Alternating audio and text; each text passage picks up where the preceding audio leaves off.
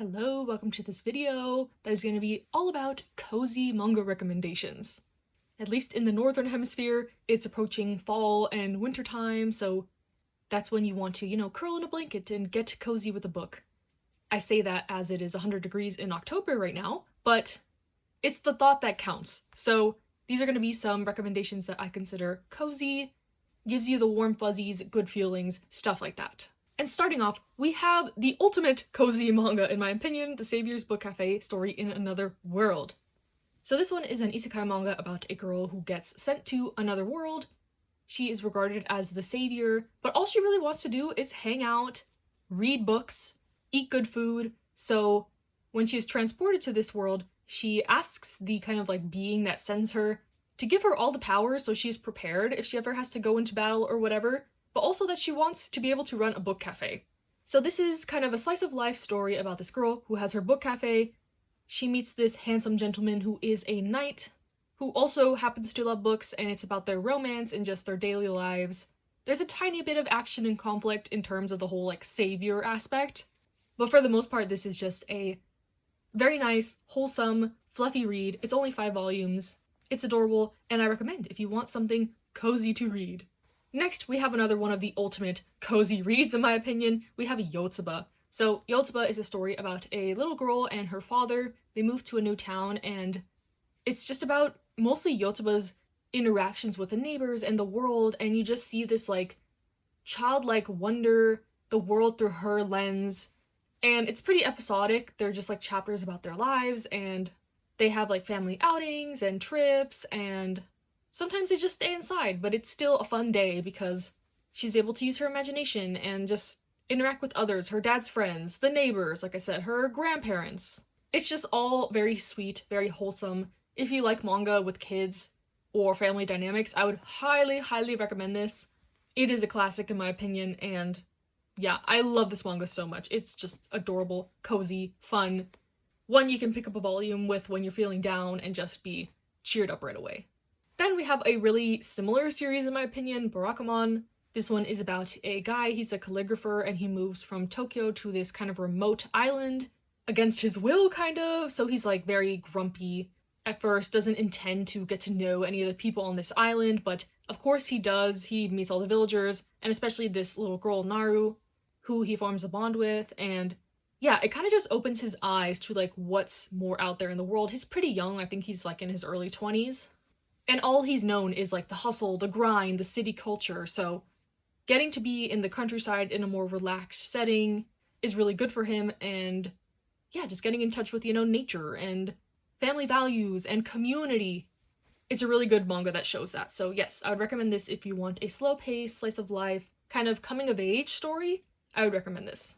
And similar to that in terms of coming-of-age, slow-paced life type story, I would recommend Silver Spoon. So this one is about a kid who goes from the big city to the countryside also, but he is in high school and he ends up going to this agricultural high school. He has no knowledge about agriculture or farming. He just kind of wanted to get away from his family in Tokyo and wanted to start fresh, kind of on his own. So this one is also very much coming of age story, kind of learning what he even wants to do in life, learning about agriculture, farming. If you are familiar with the kind of farming culture, I guess, it teaches you a lot of lessons about how to be self-sufficient and work hard and learn the process of how our food even gets to be on the table. It just opens your eyes to a lot of things also. So for him, it's more about, discovering himself and what he truly wants in life and kind of seeing other perspectives of people around him. Most of the students at the school have been raised in farming families and know that they want to do that or take over their family's business, stuff like that. While Barakamon is more the main character kind of just learning more about community and relationships. Then we have another one of my favorites, Our Dining Table. This is a one-shot about a man who he always eats his lunches alone at work, and one day at the park he stumbles across this brother duo and they end up getting to know each other and kind of bonding over shared meals, and it's just really cute, really wholesome. It's short, it's a one-shot. And yeah, I think I read this on Christmas one year, and it was just the best. The best vibes, such cute, wholesome content, highly recommend.